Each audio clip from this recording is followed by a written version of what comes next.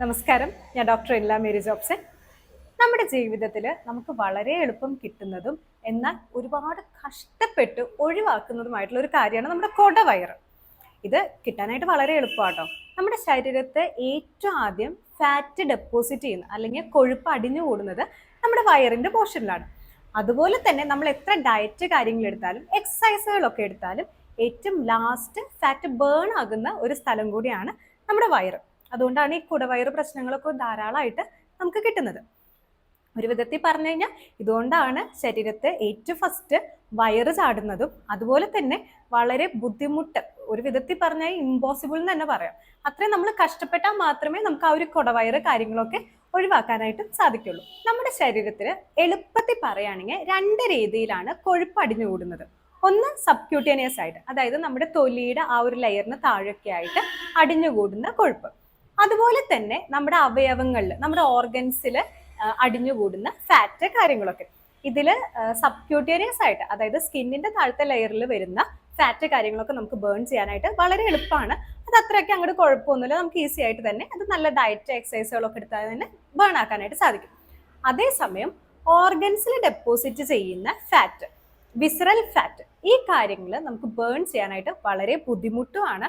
എന്നാൽ ഈ ഫാറ്റ് ബാക്കി കൊഴുപ്പ് അല്ലെങ്കിൽ ബാക്കി ഫാറ്റ് ഡെപ്പോസിറ്റിനെ വെച്ച് നോക്കുമ്പോൾ വളരെ ഡേഞ്ചറസും കൂടിയാണ്. ഇത് നമ്മുടെ മെറ്റബോളിസത്തിനെ ബാധിക്കും, ഇൻസുലിൻ റെസിസ്റ്റൻസിനെ ബാധിക്കും. നമുക്ക് ഇത് കാരണം ഒരുപാട് അസുഖങ്ങളും വരും. അപ്പൊ ഈ രണ്ട് രീതിയിലാണ് നമ്മുടെ ശരീരത്തിൽ ഫാറ്റ് ഡെപ്പോസിഷൻ നടക്കുന്നത്. അതിൽ സബ്ക്യൂട്ടേനിയസും ഉണ്ട്, വിസറലും ഉണ്ട്. വിസറൽ ആണ് കുറച്ചും കൂടി ഡേഞ്ചറസ് ആയിട്ടുള്ളതും ബേൺ ആക്കാനായിട്ട് വളരെ ബുദ്ധിമുട്ടുള്ളതും അസുഖങ്ങൾ മെയിൻ ആയിട്ട് വരുത്തിക്കുന്നതും. ഇനി നമുക്ക് ഈ കുടവയർ കുറയ്ക്കാനായിട്ടുള്ള അല്ലെങ്കിൽ ഈ വയറിന്റെ പോർഷനിലുള്ള അമിത ഫാറ്റ് കാര്യങ്ങൾ ഡെപ്പോസിറ്റ് ചെയ്യാണ്ട് കുറയ്ക്കാനുള്ള വഴികൾ നമുക്കൊന്ന് നോക്കി നോക്കാം. നമ്മളെപ്പോഴും ഡയറ്റ് എടുക്കും. ഈ ഡയറ്റ് എടുക്കുമ്പോൾ ആദ്യത്തെ 2-3 ദിവസം നല്ല ഫാസ്റ്റ് ആയിട്ട് നമ്മുടെ വെയിറ്റ് കുറയുന്നത് എല്ലാവരും ശ്രദ്ധിക്കാറുണ്ട്.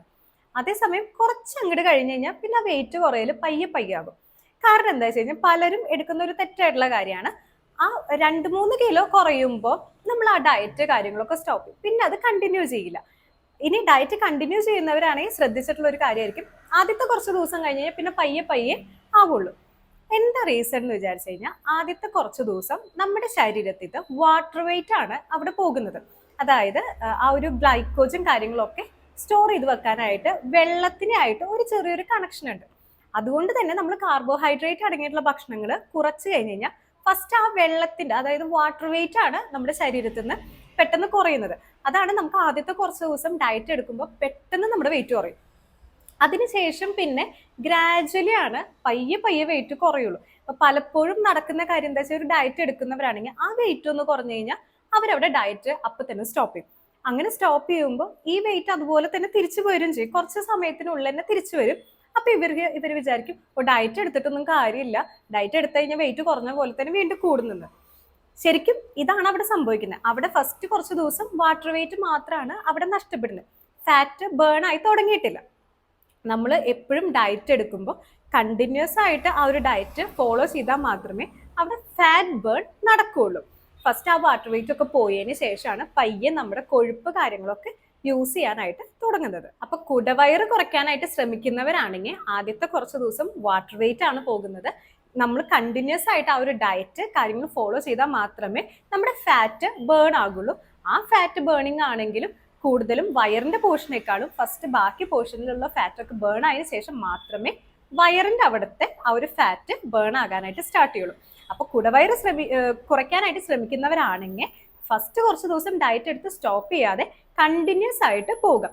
ഈ ഡയറ്റ് എന്ന് ഉദ്ദേശിക്കുന്നതും പ്രോട്ടീൻ അടങ്ങിയിട്ടുള്ള ഭക്ഷണങ്ങൾ നന്നായിട്ട് ഫോക്കസ് ചെയ്യാനായിട്ടും ശ്രമിക്കണം. ഈ പ്രോട്ടീൻ അടങ്ങിയിരിക്കുന്ന ഭക്ഷണങ്ങൾ ഫോക്കസ് ചെയ്യാൻ പറയുന്നത് അത്രത്തോളം അവിടെ മസിൽ വെയിറ്റ് കുറയുന്നത് നമുക്ക് തടയാനായിട്ട് സാധിക്കും. ഈ ഫാറ്റ് ബേൺ കാര്യങ്ങൾ കൂട്ടാനായിട്ടും അതുപോലെ തന്നെ മസിൽസ് നല്ല സ്ട്രോങ് ആക്കാനായിട്ടും പ്രോട്ടീൻ അടങ്ങിയിട്ടുള്ള ഭക്ഷണങ്ങൾ നമ്മൾ ധാരാളം കഴിക്കണം. അതുപോലെ തന്നെ ലോ കലോറി ഫുഡ്. ഞാനിപ്പോൾ ഒരു എക്സാമ്പിൾ കാണിച്ചു തരാം. ഈ സൈഡിൽ കാണുന്നത് കംപ്ലീറ്റ് നിങ്ങൾ കഴിക്കാനായിട്ട് ഇഷ്ടപ്പെടുന്നതും അതുപോലെ തന്നെ ഹൈ കലോറി ആയിട്ടുള്ള ഭക്ഷണങ്ങളാണ്. ഈ സെയിം കലോറി തന്നെ നമുക്ക് ഈ ഒരു പോർഷനിൽ ഹെൽത്തി ആയിട്ടുള്ള ഫുഡ് കാണും. ഒന്ന് ആലോചിച്ച് നോക്ക്, എത്രത്തോളം ക്വാണ്ടിറ്റിയിൽ വ്യത്യാസമുണ്ട്. ഇത് നമ്മൾ വളരെ ചെറിയൊരു പോർഷൻ കഴിക്കുന്നതിന്റെ സെയിം കലോറിയാണ് ഈ സൈഡിൽ കാണിക്കുന്ന ഭക്ഷണങ്ങൾ കംപ്ലീറ്റ്. ഇത് ഒരുപാട് ക്വാണ്ടിറ്റിയിലും ഉണ്ട്, ഹെൽത്തി ആണ്, നമ്മുടെ വെയിറ്റ് ലോസിന് സഹായിക്കുന്ന കുറച്ച് കാര്യങ്ങളാണ്. നമുക്ക് വേറെ ബുദ്ധിമുട്ടുകളൊന്നും തന്നെ ഉണ്ടാക്കില്ല. അപ്പോൾ പ്രോട്ടീൻ അടങ്ങിയിട്ടുള്ള ഭക്ഷണങ്ങളും ലോ കലോറി അടങ്ങിയിട്ടുള്ള ഭക്ഷണങ്ങൾ കഴിക്കുകയാണെങ്കിൽ നമുക്ക് ആ ഒരു ഡയറ്റ് കണ്ടിന്യൂ ചെയ്ത് പോകുകയാണെങ്കിൽ നമുക്ക് നല്ല പോലെ ഫാറ്റ് ബേൺ നമ്മുടെ ശരീരത്തിൽ നടക്കും. ഇപ്പോൾ നമ്മൾ ഒരാഴ്ച ഹൈ കലോറി ഫുഡ് എടുത്തു കഴിഞ്ഞാൽ അതിന് നമ്മൾ 3 to 4 ആഴ്ച നമ്മൾ ഹെൽത്തി ആയിട്ടുള്ള ഭക്ഷണം കഴിച്ച് ആ ഒരു കലോറി കുറയ്ക്കേണ്ടി വരും. ഒന്ന് ആലോചിച്ച് നോക്കുക, ഒരാഴ്ച നമ്മൾ കഴിച്ചു കഴിഞ്ഞ് കഴിഞ്ഞാൽ ഒരാഴ്ച നമ്മൾ വളരെ ഹാപ്പി ആയിരിക്കും, പക്ഷെ അതിനുള്ളത് നമ്മൾ 3-4 ആഴ്ച നമ്മൾ കഷ്ടപ്പെടേണ്ടി വരും. അപ്പൊ ആലോചിച്ചിട്ട് മാത്രം അത് കഴിക്കുക.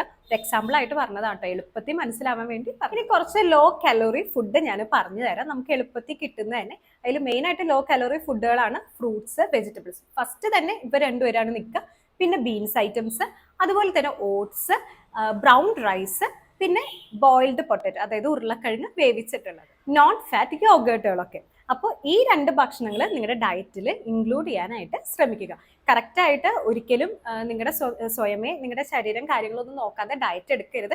എപ്പോൾ ഡയറ്റ് എടുക്കുകയാണെങ്കിലും നിങ്ങളുടെ അസുഖങ്ങൾ കാര്യങ്ങളൊക്കെ ഒന്ന് മോണിറ്റർ ചെയ്ത് നിങ്ങളുടെ ബോഡി ഏത് ടൈപ്പ് ആണെന്നൊക്കെ മോണിറ്റർ ചെയ്തതിന് ശേഷം മാത്രമേ ഒരു ക്വാളിഫൈഡ് ആയിട്ടുള്ള ഒരു ഡോക്ടറുടെ സഹായത്തോടു കൂടി മാത്രമേ ഡയറ്റ് എടുക്കാനായിട്ട് പാടുള്ളൂ. നിങ്ങൾക്ക് അനുയോജ്യമായിട്ടുള്ള എക്സസൈസുകൾ, നിങ്ങൾക്ക് അനുയോജ്യമായിട്ടുള്ള ഡയറ്റ് കാര്യങ്ങളൊക്കെ ഒരു ക്വാളിഫൈഡ് ആയിട്ടുള്ള ഒരു പ്രൊഫഷണലിന്റെ അടുത്ത് ചെന്ന് ചോദിച്ച് മാത്രമേ എടുക്കാനായിട്ട് പാടുള്ളൂ. അപ്പം നമ്മൾ ഫുഡിന്റെ കാര്യങ്ങൾ കംപ്ലീറ്റ് പറഞ്ഞു. ഇനി എക്സസൈസിലോട്ട് പോകാം. നമ്മുടെ കൊടവയറ് കാര്യങ്ങൾ അല്ലെങ്കിൽ വയറ് പോർഷനിലത്തെ ഫാറ്റ് ബേൺ ചെയ്യണമെങ്കിൽ നല്ലപോലെ നമ്മൾ എക്സസൈസ് ചെയ്യണം. അത് വർക്കൗട്ട് ആയിരിക്കാം, യോഗ കാര്യങ്ങളായിരിക്കാം. മാക്സിമം ശ്രദ്ധിക്കേണ്ടത് നമ്മൾ എത്രത്തോളം കലോറി ഒരു ദിവസം എടുക്കുന്നുണ്ടോ അതിനേക്കാളും കൂടുതലായിരിക്കണം നമ്മുടെ എക്സസൈസ്. അത്രത്തോളം ബേൺ ചെയ്യാനായിട്ട് പറ്റണം. എന്നാൽ മാത്രമേ നമ്മുടെ ശരീരത്തിൽ സ്റ്റോർ ചെയ്തിരിക്കുന്ന ഫാറ്റ് നമുക്ക് ബേൺ ചെയ്യാനായിട്ട് സാധിക്കുള്ളൂ. അപ്പോൾ എക്സസൈസും ഇതുപോലെ തന്നെ ഫുഡിനെ പോലെ തന്നെ ഏറ്റവും ഇമ്പോർട്ടൻ്റ് ആയിട്ടുള്ള കാര്യമാണ് എക്സസൈസ്. ഇത് രണ്ടും ഒരുമിച്ച് നല്ലപോലെ കൊണ്ടുപോയാൽ മാത്രമേ നമുക്ക് വയറ് പോർഷനിലുള്ള ആ ഒരു ഫാറ്റ് കാര്യങ്ങൾ ബേൺ ചെയ്യാനായിട്ട് സാധിക്കുള്ളൂ. അപ്പോൾ ഈ കാര്യം എല്ലാവരും നല്ലപോലെ ശ്രദ്ധിക്കുക. അപ്പോൾ ഇന്നത്തെ വീഡിയോ എല്ലാവർക്കും വളരെ ഉപകാരപ്പെട്ടു എന്ന് ഞാൻ വിശ്വസിക്കുന്നു. ഇതുപോലത്തെ വളരെ ഹെൽപ്ഫുൾ ആയിട്ടുള്ള വീഡിയോസുമായിട്ട് ഞാൻ ഇനിയും വരാം. ദിസ് ഇസ് ഡോക്ടർ എല്ല മേരി ജോബ്സൺ സൈനിങ് ഓഫ്.